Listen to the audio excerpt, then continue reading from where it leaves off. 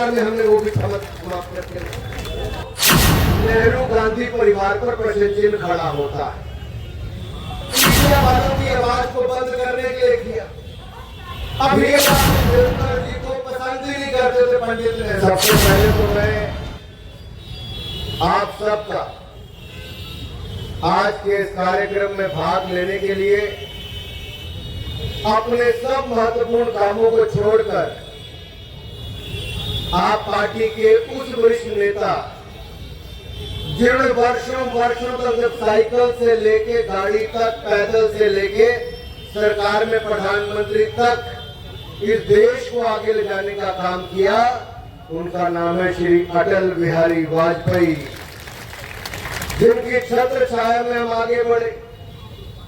अगर हम गांव-गांव को सड़कों से जोड़ते हुए देखा, गांव में पढ़ने वाले बच्चों के लिए सर्व शिक्षा अभियान लाने वाले कोई थे और भारत को एटमी कक्षा परमाणु बम का विस्फोट जिनके सरकार के समय हुआ, वो भी अटल बिहारी वाजपेयी जी।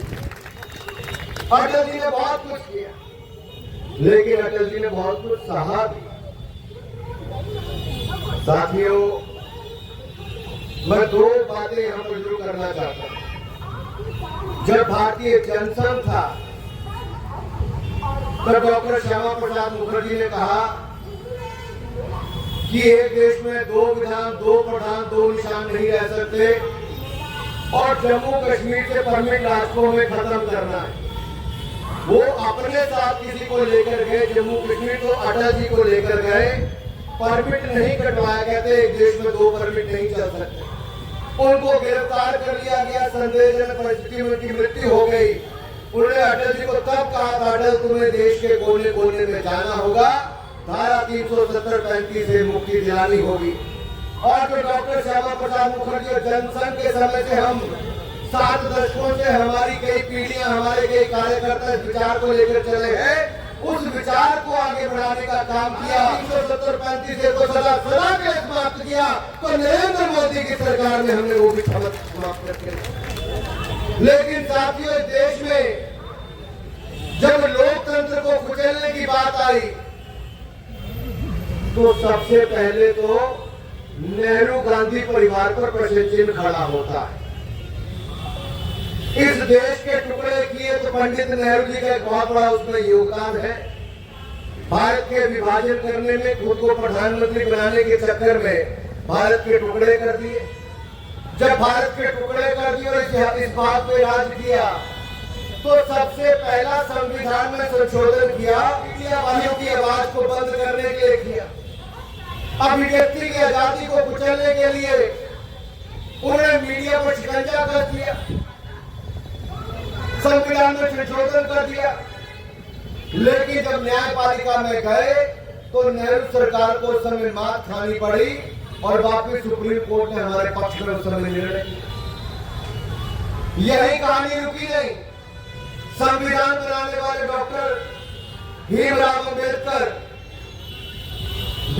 अंबेडकर जी को पसंद ही नहीं करते थे पंडित नेहरू। वो कहते थे दलित परिवार से आने वाला देश का संविधान लिखेगा, और उनको संविधान सभा का भी सदस्य नहीं बनने दिया। जब उनके सीट पुणे से खाली की गई तब जाके वो सदस्य बने। और यही नहीं, जब वो संविधान बनाकर उन्होंने लिखा भी, तभी नेहरू जी ने मन कोई साफ नहीं था। जैसे पहला चुनाव आया, पंडित नेहरू जी ने डॉक्टर भीमराव अंबेडकर जी के खिलाफ ही उनके सहयोगी को चुनाव में उतार दिया और खुद भी प्रचार किया और अंबेडकर जी को चुनाव हराने का काम ये नेहरू गांधी परिवार के पंडित नेहरू कांग्रेस पार्टी ने किया। और अभी आपने हाल ही में तस्वीर देखी होगी, पंडित नेहरू को मानते ही नहीं थे अंबेडकर जी को, लेकिन कांग्रेस की गोद में बैठने वाले लालू प्रसाद यादव ने तो और हद पार कर दी।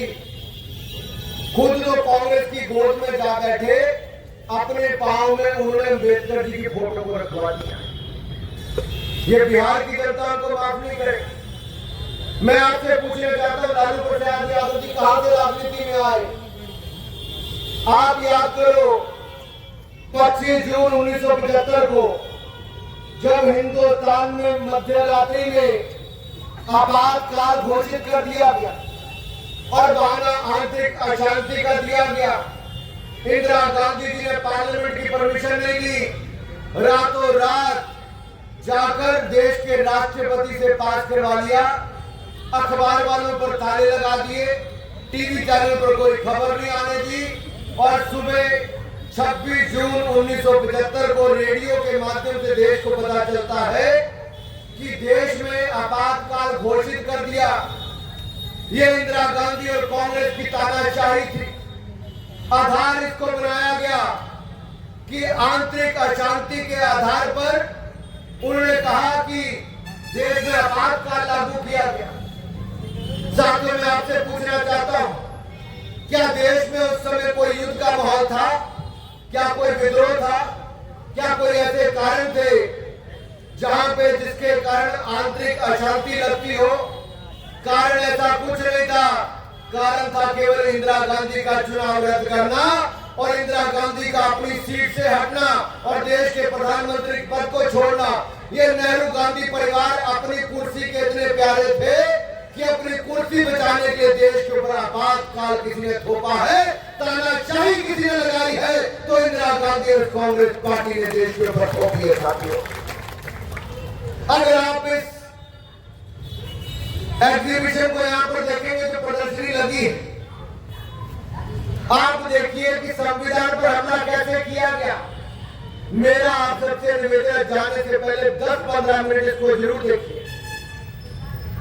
कैसे शिक्षा पर नियंत्रण किया, कैसे चाटुकारिता का दौर चला और कैसे 38वां संशोधन करके आपातकाल लगाया, राष्ट्रपति के फैसलों को न्यायिक समीक्षा के बाहर रखने का प्रावधान किया।